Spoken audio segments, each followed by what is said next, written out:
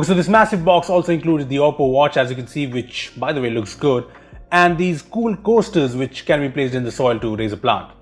That is cool. And obviously this had the Reno 4 Pro box, which includes the usual transparent silicon case, this 65-watt charging adapter, the USB-A to USB-C cable, and of course the new Oppo Reno 4 Pro.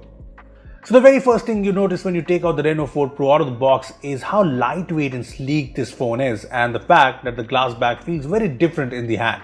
Now let me elaborate. So the phone weighs just 161 grams and it's just 7.7 millimeters thick.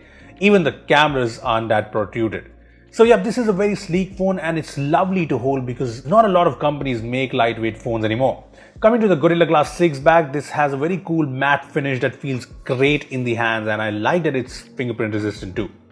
On the front, the Oppo Reno 4 Pro has a 6.5-inch 90Hz Full HD Plus Super AMOLED display, and Oppo calls this a 3D borderless sense screen because it's curved 55 degrees around the edges. Anyway, the curved display looks very good so far, especially because it's very bright and the contrast and colors are great. It also looks very modern thanks to the minimal bezels, and I think the multimedia experience is great here. I mean, HD playback in apps like Netflix and Prime Video is supported, so shows look awesome on the screen. And on the sound front, there's Dolby Atmos support for earphones with its different profiles. Okay, so the fact that a premium sleek phone like the Reno 4 Pro has the good old headphone jack, and the fact that there's a dual SIM plus micro SD dedicated triple slot, and that's pretty awesome, right? I mean, most companies skip these because they want to keep their phone sleek, and well, look at this. So this is the quad camera setup that you get, and on paper it's kind of usual with the 48 megapixel Sony IMX586 sensor, 8 megapixel ultra wide angle camera, 2 megapixel depth and 2 megapixel macro lens. But the camera experience here is interesting. First, let me get this out of the way. The Reno 4 Pro does take some really good shots, be it in daytime and even in low light. I mean, I haven't got into the pros and cons of the camera yet, but some of the shots here are really good. And it's not just the main camera, even the ultra wide angle lens captures some nice and sharp photos. However, what I found more interesting are the cool new camera features. There are a few more cool new effects when it comes to videos. There are 3 filters: crimson, forest green and sky blue, and these enable you to capture a video with only red, blue or green objects highlighted, while the rest is black and white. Here's a video with the forest green filter, and it's so awesome it can detect the colors while shooting a video, and hey, the video looks really cool, right?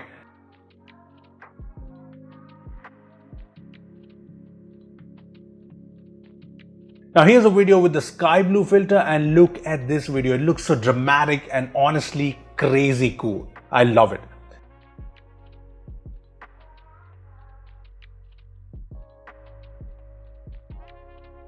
Another new feature is night flare portrait, which aims to capture portrait shots like, say, this one at night with blurred light spots in the background while enhancing the color on the face. Apart from that, there's also the ultra dark mode here, and it does make a major difference. Here's a photo without the night mode, and look at the same shot with the night mode. Yeah, that's a huge difference. Here's another example, and yeah, the ultra dark mode actually makes a pretty good difference in the Reno 4 Pro. So the Reno 4 Pro has a 4000 mAh battery, which is decent enough, and the battery life should be fairly good.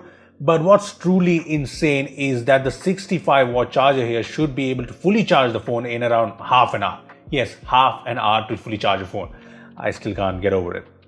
So the Reno 4 Pro in India is surprisingly not the Reno 4 Pro 5G because it comes with the Snapdragon 720G chipset and not the 765G chipset. To be honest, 765G would have made more sense here, but it is the 720G and it is a good chipset, as I know from the phones in the past. And the Reno 4 Pro also has been smooth and nice in my brief time, so we'll see. I also played some PUBG Mobile on the phone, and the experience at HD graphics and high frame rate was good enough, as you can see. As for the software, the Reno 4 Pro comes with ColorOS 7.2 on top of Android 10. And if you're wondering about the pre-installed apps, there's Facebook, Amazon, Netflix and WPS Office. Yeah, that's pretty much it. Coming to ColorOS 7.2, it has got a couple of really interesting features. There's a new icon pull-down gesture. So you can just swipe upwards from the left or right edge to bring all of the icons on the screen down to your finger for easy access.